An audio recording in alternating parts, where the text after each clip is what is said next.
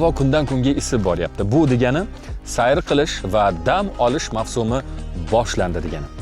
To'g'ri, aynan kunlar isishi bilan biz tabiat qo'yniga oshiqamiz va ko'pchilik esa mana shunday bir go'zal tabiat qo'ynida mazza qilib dam olishni, vaqt o'tkazishni, shu bilan birgalikda esa dasturxon tuzab, piknik qilib, mazali taomlar tayyorlab, mazza qilib dam olishni istashadi. Bu esa shunchaki bir oddiy dam olish emas, balki atrof muhitga, tabiatga ham e'tiborli bo'lish demakdir, azizlar. Anglaganingizdek, bugungi mavzuyimiz tabiatni asrash va to'g'ri dam olish haqida bo'ladi.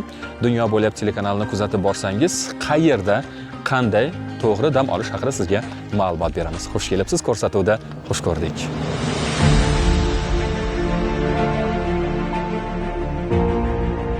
Bugungi kunda tabiatni asrash masalasi nafaqat davlat, balki har bir fuqaroning umumiy mas'uliyatiga aylanmoqda.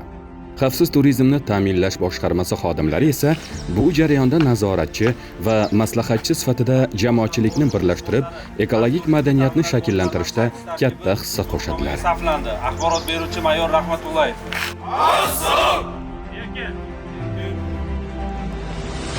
Kunlar isishi bilan Toshkent viloyati Bo'stonliq tumani tog' oldi hududiga bo'lgan turistlarning oqimi tobora ko'payib boradi. Bu esa xavfsiz turizmni ta'minlash boshqarmasi xodimlarining zimmalariga yanada mas'uliyatli vazifani yuklaydi. O'zingiz guvohi bo'lib turganingizdek, erta tongdan xodimlar o'z xizmat vazifalarini o'tash uchun shay bo'lib turishibdi va biz ularga omad tilaymiz.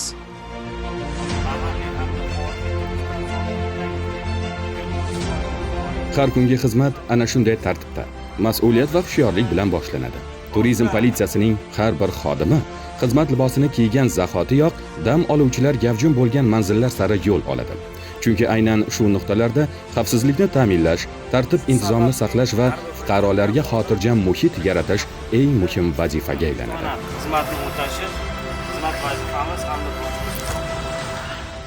tabiat qo'ynida dam olish mavsumi boshlandi. Shu sababli xavfsiz turizmni ta'minlash boshqarmasi xodimlari, boshqa huquqni muhofaza qiluvchi organ xodimlari hamkor tashkilotlar bilan birgalikda mahalliy va xorijiy turistlarning oqimi ko'p bo'lgan joylarga xizmatga jalb qilinadi va mahalliy va xorijiy turistlarning doimiy ravishda xavfsizligi ta'minlanadi. Ular bilan bog'liq sodir etilishi mumkin bo'lgan huquqbuzarliklar, jinoyatlar va favqulodda holatlarni oldini olishga qaratilgan ishlar olib boriladi. Mahalliy va xorijiy turistlar tomonidan ko'p murojaatlar bilan chiqishadi xodimlarga.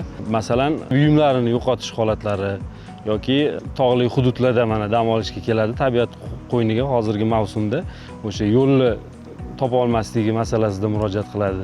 Shu paytda darhol xavfsiz turizmni ta'minlash boshqarmasi xodimlari yordam berib, murojaatlar ko'rib chiqiladi va bartaraf etiladi. Turistlardan iltimos qilib so'rab qolgan bo'lardik. Tabiat qo'ynida dam olayotgan vaqtlarida tozalikka rioya qilishlarini hamda yong'in xavfsizligi qoidalariga rioya qilishlarini va dam olgandan keyin o'zlaridan keyin chiqindilar qoldirib ketmasliklarini va belgilangan joylarga yiqqan holda tashlab ketishlarini, yo'l harakati qoidalariga rioya qilgan holda qir va adirliklarga, balandliklarga transport vositalari bilan harakatlanmasliklarini iltimos qilib so'rab qolgan bo'lardik.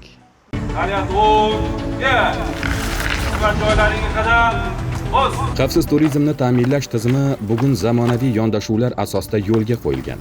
Soha xodimlari zarur barcha texnika va transport vositalari bilan ta'minlangani ularning tezkorligi va samaradorligini yanada oshiradi.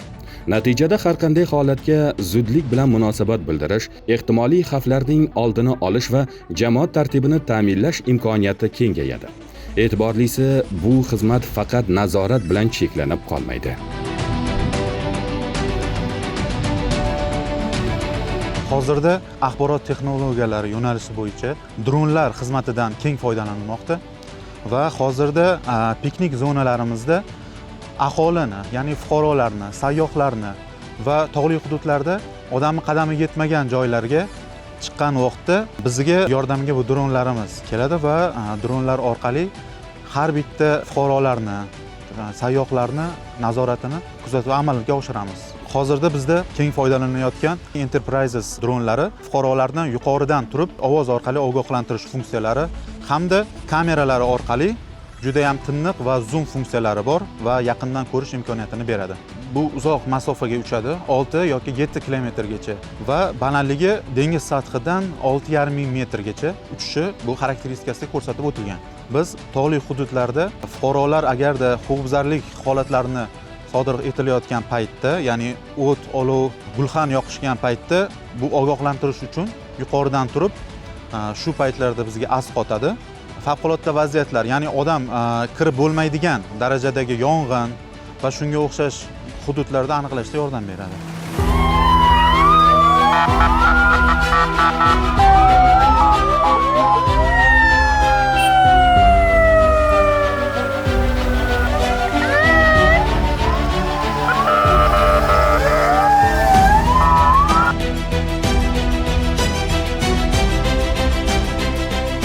Turizm politsiyasi xodimlari dam oluvchilar bilan muloqotda bo'lib, ularga xavfsiz dam olish qoidalarini tushuntiradi. Tabiatga ehtiyotkorona munosabatda bo'lishga chaqiradi. Shu tariqa xavfsizlik va madaniyat uyg'unligi ta'minlanib, dam olish maskanlarida barqaror va osuda muhit shakllantiriladi.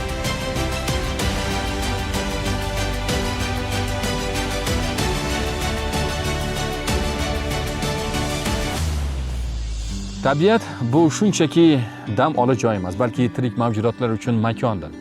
Shuning uchun bu yerdagi har bitta harakatimiz uchun javob berishimiz yodimizdan chiqmasin. To'g'ri, aynan tabiat qo'ynida mana shunday do'stlarimiz bilan, oila davrasi bilan mazza qilib dam olishga nima yetsin? Dam olish kerak. Faqat tanganing ikkinchi tomoni bo'lganidek, afsuski dam olib bo'lgandan keyin ayrim qo'shtirnoq ichidagi dam oluvchilardan keyin o'sha go'zal bir manzaralarga guvoh bo'lamiz. Ayniqsa dam olish kunlaridan keyin mana shunday bir tabiat qo'yniga tashrif buyurganimizda bir xunuk bir manzarani guvohi bo'lishimiz mumkin.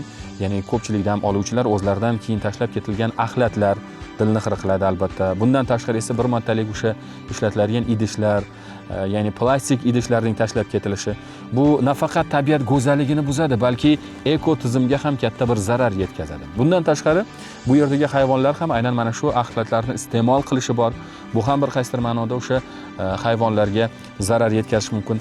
Maqsadimiz esa keling, dam oling, mazza qiling, o'zingizga vaqt ajrating, lekin ozodalikka ham rioya etish yodingizdan chiqmasin.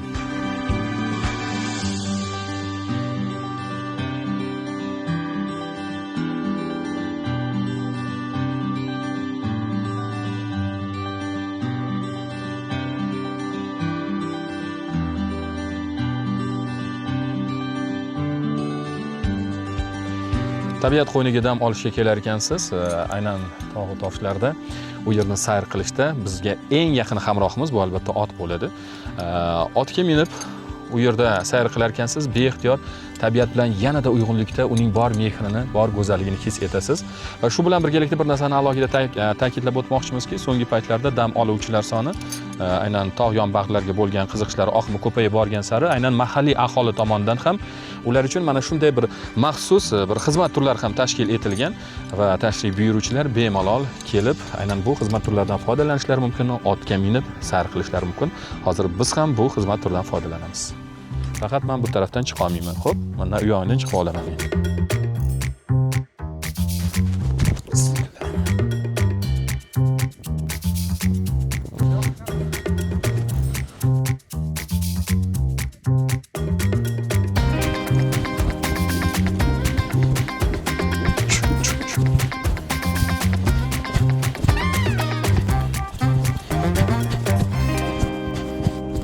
Haqiqatan ham mazza qildik. Bejizga aytishmaganki, ot minmagan erkaklar ot qadrini qayerdan ham tushunadi deya. Ot haqiqatan ham isqon jonivor va aynan go'yoki biz bulutlar ichidan mazza qilib suzib borgandek, otda mazza qilib sayr qildik.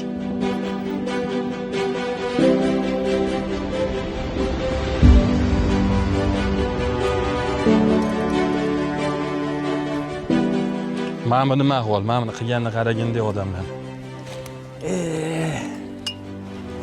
Ketdik.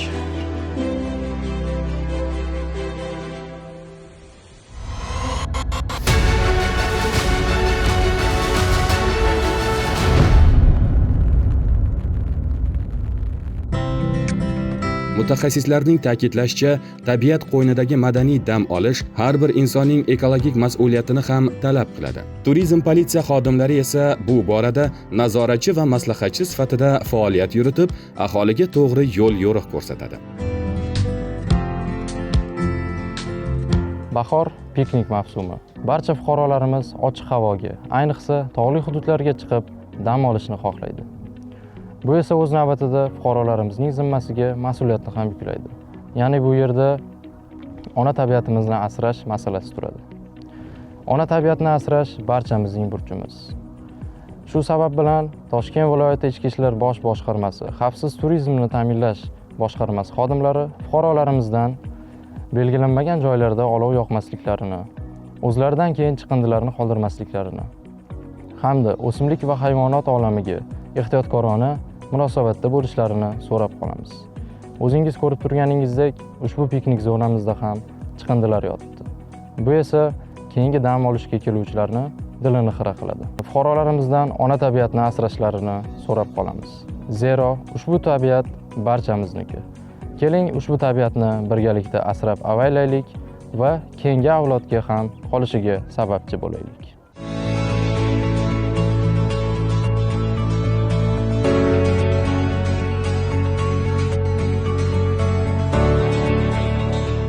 Hozirgi kunda Bo'stonliq tumanida qishki dam olish mavsumi o'tgandan keyin aholi tomonidan, mahalliy turistlar yoki xorijiy turistlar tomonidan tog' bag'rlariga chiqib dam olish, piknik qilish, shunga o'xshash har xil ko'ngilochar turizm sohasida yo'l qo'yilib dam olishga imkoniyatlar yaratilgan. Fuqarolarimizdan shuni talab qilardik-ku, dam olish jarayonida fuqarolar atrof muhitga o'zlarini salbiy ta'sirini ko'rsatmasligini so'rab qolardik. Ya'ni bunda dam olishga chiqqanda hududda maishiy chiqindilarni tashlash, o'simlik dunyosi, hayvonot dunyosiga zarar yetkazib qo'yish, ularni nobud qilish yoki o'zlarini antropogen boshqa ta'sirlarni ko'rsatish hollari uchrab turadi. Bu hollarni bartaraf qilish yuzasidan Bo'stonliq tuman ekologiya atrof muhitni muhofaza qilish inspeksiyasi tomonidan doimiy ravishda reyd tadbirlari olib boriladi va targ'ibot ishlari tushuntiriladi. Fuqarolarga ushbu jarayonda ba'zi bir hollarda qonun buzilish holatlariga ham duch keladi. Bu paytda albatta qonun buzilish holatida inspeksiya tomonidan tegishli tartibda choralar ko'riladi. Lekin shunga qaramay shuni bir eslatib o'timiz kerakki, fuqarolar o'zlarini atrof muhitga chiqqan dam olish jarayonida atrof muhitni asrash, tabiat, hayvonot dunyosi va o'simlik dunyosidan foydalanishda o'zlarini ehtiyotkorona munosabatda bo'lishga majburliklari va huquqlarini tushuntirib o'tamiz.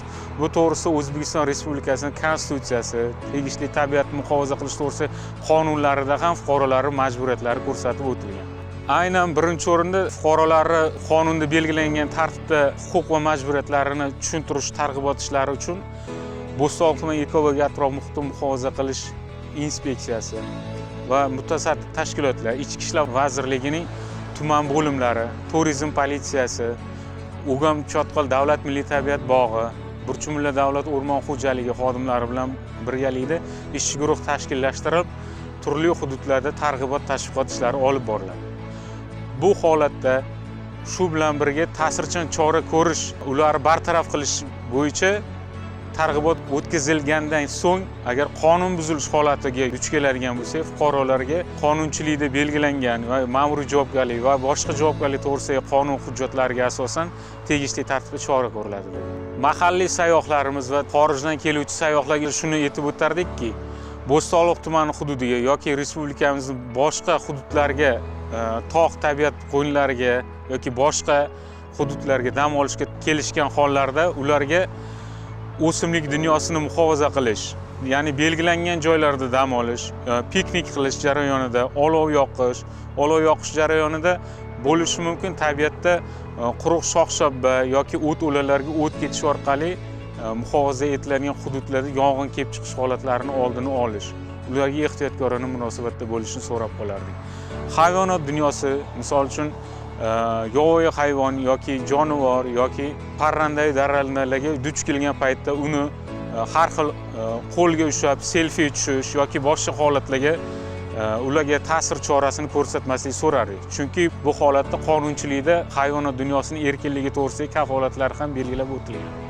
Undan tashqari dam olgan chiqilgan joylarda o'zlaridan hosil bo'lgan maishiy chiqindilarni har doim dam olib bo'lgandan keyin yig'ishtirib o'zlari bilan olib ketib belgilangan joylarda tegishli konteynerlarga joylashtirib ketishi maslahat beriladi. Shunaqa dam olish joylari tashkillashtirilgan, ya'ni hududda Bo'stonliq tumanida Chimyon yo'nalishi, Chorvoq yo'nalishi, Oqtosh yo'nalishi, Xumson, Chorvoq va Sijjak yo'nalishlarida shunga o'xshash piknik qilib dam oladigan joylar tashkillashtirilgan va tegishli tartibda yo'l belgilari bilan jihozlangan.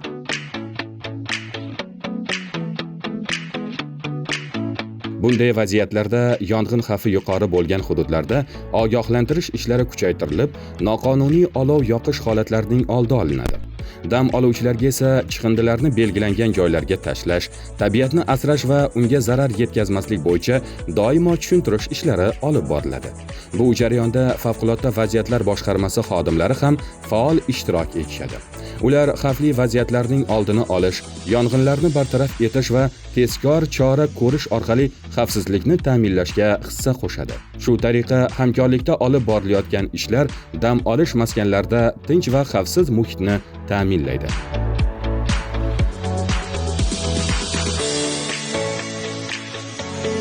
Piknik zonalari tashkil qilinganda aholi xavfsizligini ta'minlash maqsadida Bo'stonliq tumani ixtisoslashgan favqulodda vaziyatlar boshqarmasi tomonidan bir nechta choralar amalga oshirilgan. Yurtimiz aholisi hamda tumanimiz mehmonlari ko'p yig'iladigan maskanlarda alohida favqulodda vaziyatlar oldini olish maqsadida mutaxassis xodimlar tomonidan tunu kun navbatchilik tashkil etilgan. Mutaxassislar tomonidan navbatchilik davomida fuqarolar xavfsizligi hamda yong'in xavfsizligi talablariga rioya qilinishi, yuzaga kelishi mumkin bo'lgan favqulodda vaziyatlarni oldini olish bo'yicha bir qator choralar ko'rib borilmoqda. Piknik zonalarida dam olish vaqtida fuqarolardan quyidagi tavsiyalarga amal qilish so'raladi. Ochiq olovdan belgilanmagan joylarda foydalanmaslik hamda favqulodda vaziyatlar yuzaga kelish xavfi mavjud bo'lganda kerakli xizmatlarga o'z vaqtida aloqaga chiqish. Yosh bolalarni nazoratsiz qoldirmaslik, spirtli ichimliklar iste'mol qilgan holatda keskin harakatlar qilmaslik talab etiladi. Tog'li hududlarga chiqib, adashib qolish holatlari va qiyin vaziyatlarga tushib qolish holatlari ko'p kuzatiladi. Bunday vaziyatlarga tushmaslik uchun fuqarolarimizdan hududni to'liq o'rganmasdan turib, bilinmagan joylarga chiqmaslik, doimiy aloqa mavjud bo'lgan maskanlarda dam olish. Bir misol qilib aytadigan bo'lsak, shisha idishning quyosh nuri to'g'ridan-to'g'ri tushadigan joyda qolishi ham bu yerda yong'in sodir bo'lishiga olib kelishi mumkin. Yuqorida qayd etilgan holatlarga tushmaslik uchun fuqarolarimizdan doimiy ogoh bo'lishlarini talab qilamiz.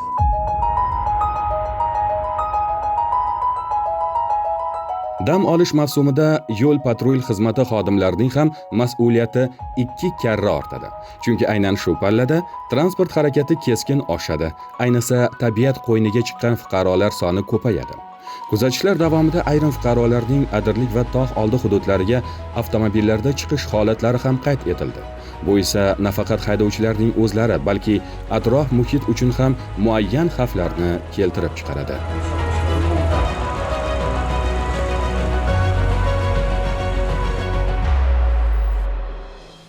So'nggi kunlarda ijtimoiy tarmoqlarda tarqalgan, ya'ni Spark transport vositasining tog'li adirli joylardan tormoz tizimi nosozligi sababli tushib ketganlik holatlarini kuzatdik. Shunday holatlarni oldini olish maqsadida Toshkent viloyati Bo'stonliq tumani Xavfsiz turizmni ta'minlash boshqarmasi yo'l harakati xavfsizlik guruhi inspektorlari tomonidan tog'li, qirli, adirli hududlarda bir qancha ishlar amalga oshirilmoqda. Jumladan qirli, adirli joylarga transport vositalarining chiqib ketishini oldini olish maqsadida sun'iy to'siqlar o'rnatish holatlari amalga oshirilmoqda. Bundan tashqari, haydovchilarga harakat davomida va tog'li hududlarda harakatlanish jarayonida yo'l harakati qoidalariga hamda xavfsizlik choralariga to'liq amal qilishlari tushuntirib borilmoqda. Bugungi kunda haydovchilardan shuni so'rab qolardikki, tog'li hududlarga kelgan vaqtlarida transport vositalarini qirli, adirli joylarga qo'ymasliklarini, bundan tashqari shina protektorlari hamda qo'l tormozlarini sozligiga e'tibor bergan holda harakatlanishlarini so'rab qolamiz. Qirli, adirli joylarga transport vositalarini qo'yishi avvalo o'zining va o'zgalarning hayoti, bundan tashqari tabiat, atrof muhit, hayvonot dunyosiga salbiy ta'sir ko'rsatadi. tabiatni asrab avaylash barchamizning burchimizdir.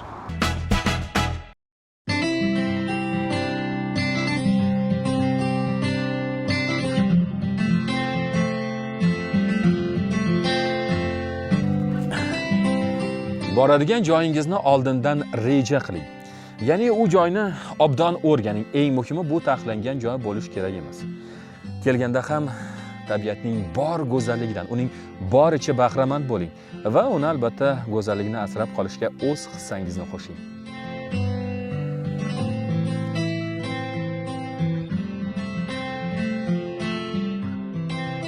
Atrof muhitga ehtiyotkorona munosabat avvalo bolalikdan shakllanadi.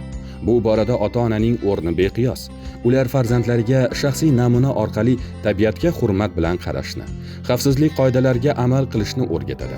Oddiy ko'ringan ana shu tarbiya kelajakda ekologik ong va mas'uliyatli munosabatning poydevoriga aylanadi. Natijada bolalar yoshligidanoq tabiatga mehr qo'yib, uni asrashni o'z burchi sifatida qabul qila boshlaydi.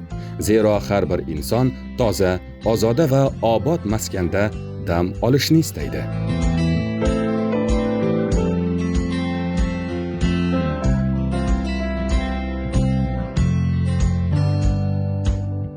Yaqinda internet tarmog'i orqali shunday bir dilni xira qiladigan videoga ko'zim tushdi. Ya'ni tabiat qo'ynida dam oluvchilar o'zlaridan keyin qoldirgan axlat menimcha juda ham ko'pchiliklarni e'tirozga uchradi va shov-shuvga sabab bo'ldi.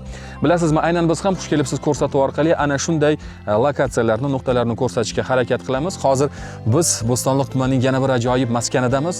Birozgina cho'chib turibman. Bu joyni ham lokatsiyasini, ya'ni oshkor etsakmikin, yo'qmikin deya. Lekin ishonchim komil, aynan bu yerni biz bemalol aytib olishimiz mumkin. Sababi dasturimizni tomosha qilayotgan bizning tomoshabinlarimiz aynan bunday insonlar toifasiga kirmaydi va ular tabiat qo'ynida mazza qilib to'g'ri dam oladigan insonlar toifasiga kirishadi. Bu yerni mana shunaqangi bir go'zal, ozodaligiga birinchi navbatda nima sababchi?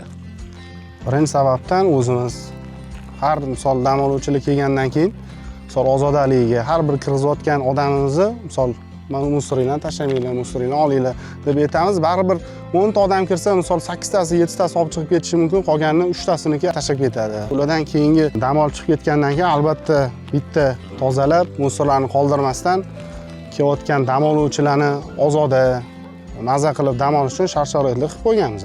Bu yer kelganimizda aynan bu yerning tabiati ko'proq bizning e'tiborimizni tortdi, chunki bu yerdagi o'sha mevali daraxtlar, bu bog'larni o'zlaringiz yetishtirganmisizlar yoki bu tabiiy ravishda o'sib chiqqan daraxtlar? Yo'q, bularni adam bilan buvam ekib shu darajaga keltirgan. Mevalar solgan. Dam oluvchilar kelib, ular ham terib ketadi. Nasibasi bor odam yeydi. Murojaatimiz, kelinglar dam olishga, chiqinglar. Faqat eng birinchi o'rinda musoriylarni qoldirmasanglar bo'ldi. Tabiatimizni siz biza asramasak, ko'chadan kelgan birov inson asramaydi-da. Taxminan 40-45 gektar yer bizga tegishli. Hamma joy halol, pokiza, tapchanlarimiz bor. Tapchalarni kelib dam olsanglar bo'ladi. Xohlasanglar bog' ichlarida bemalol kirib dam olsanglar bo'ladi. 4 yildan beri shu tozalab, misol shuncha insonlar keladi. Har bir bittasi kelgan inson bir norozi bo'lib ketgan joyi yo'q. Dam olishga kelgan insonlar, misol tapchan dam olamiz yo masalan o'tirib dam olamiz degan hammasi ruxsatnomalari, hamma narsasi bor. Bemalol, ortiqcha muammo bo'lmaydi.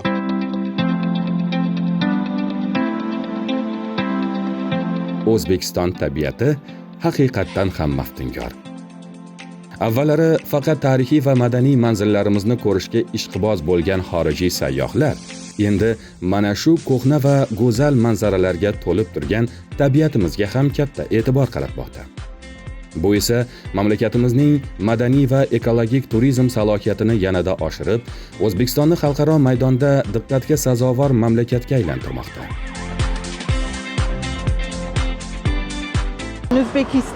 O'zbekiston haqida juda ko'p eshitganmiz. Bu yerda xavfsizlik yuqori darajada deb ayta olaman. Chunki biz hech qanday xavf-xatar sezmadik. Odamlar juda mehribon. Biror narsa so'rasak, darhol yordam berishga harakat qilishadi. Tarixiy joylardan tashqari, tabiat bilan ham tanishishni istadik. Tabiat juda go'zal, gullarga boy makon. Odamlari mehnatkash ekani ko'rinib turibdi, chunki hamma joy obod. Biz yuqoriga chiqish uchun kanat yo'lidan ham foydalandik. Bilasizmi, qish faslida biz ham o'z yurtimizda chang'i uchishga odatlanganmiz va bu tog'li hududlar deyarli o'z uyimizdek tuyuldi. Bu yerda hamma qulayliklar yaratilgan, barchasi juda chiroyli. Biz doimo atrof muhitning chiroyli, yam-yashil bo'lishini istaymiz. Oila yoki do'stlar bilan sayrga chiqishni juda yaxshi ko'ramiz. Ayniqsa farzandlarimiz bilan vaqt o'tkazish biz uchun juda muhim. Tabiatimizni sevamiz va uni qadrlaymiz. Ko'pincha tog'larga yoki shahar tashqarisiga, tabiatga yaqin maskanlarga boramiz. Chunki yurtimizda hatto bir necha kilometr yursangiz ham atrof yam-yashil, go'zal manzaralarga boy. Hozir aprel oyi, bahor nafasi allaqachon sezilib turibdi. Tabiat uyg'ongan, atrof juda chiroyli. Shu o'rinda bir muhim jihatni ta'kidlab o'tmoqchiman. Sayrga chiqqan paytda o'zingiz bilan yarim tayyor mahsulotlar olish qulay. Agar tayyorlanmagan oziq-ovqat olib chiqilsa ham, eng muhimi ortidan tozalikni saqlashdir. Har bir inson o'zidan keyin albatta chiqindi qoldirmasligi, ishlatgan narsalarni tashlab ketmasligi kerak. Chunki biz vatanimizni, O'zbekistonimizni, uning betakror tabiatini asrashga mas'ulmiz.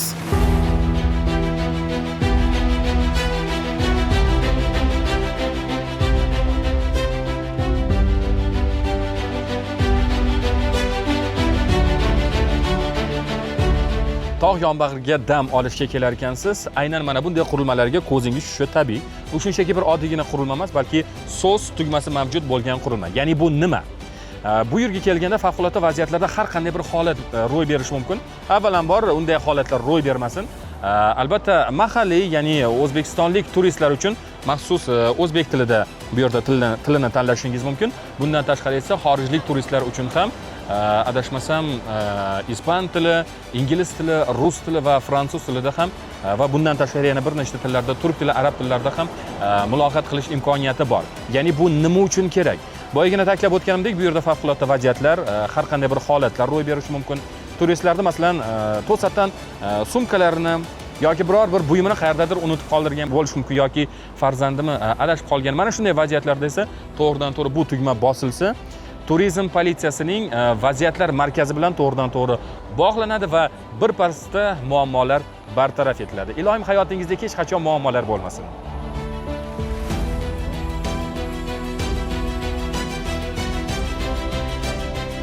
Tabiat qo'ynida dam olish inson uchun nafaqat jismoniy hordiq, balki ruhiy yangilanish manbaidir. Bu salomatlikni mustahkamlabgina qolmay, tabiatga bo'lgan mehr va ehtiromni ham oshiradi. Ammo unga bo'lgan munosabat bu faqat shaxsiy madaniyat emas, balki jamiyat oldidagi mas'uliyatdir. Tabiatga qilingan har bir yaxshilik albatta o'z samarasini beradi. Uning kelajagi esa bizning munosabatlarimizga bog'liq. Shunday ekan, uni boricha asrab avaylang va kelajak avlodga yanada musaffo holatda yetkazaylik. O'zingizni seving va sayohat qiling.